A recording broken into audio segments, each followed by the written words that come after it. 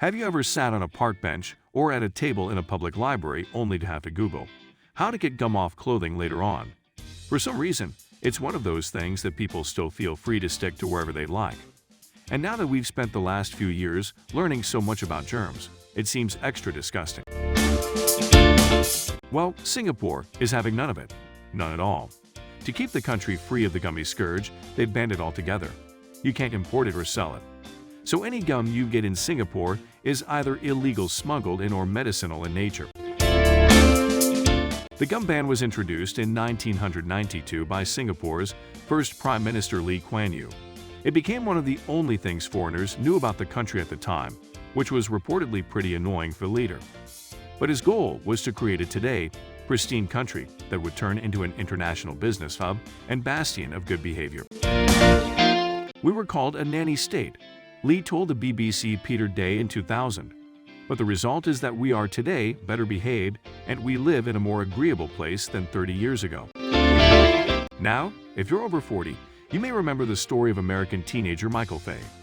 He was sentenced to 6 lashes with a cane, a pretty severe form of corporal punishment, in Singapore.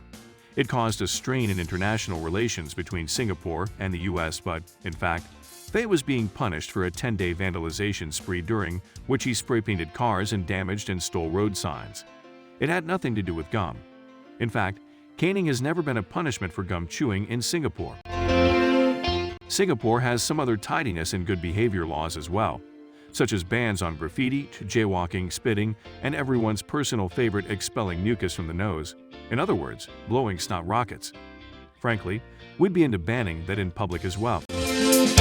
Another fun fact, you are legally required to flush a public toilet after use in Singapore. Okay, so back to the gum. After so many years of having the law in place, Singapore has relaxed a bit. But that's probably because no one really wants to risk it anymore. Since it's illegal to sell it, the only gum you'll see is at pharmacies.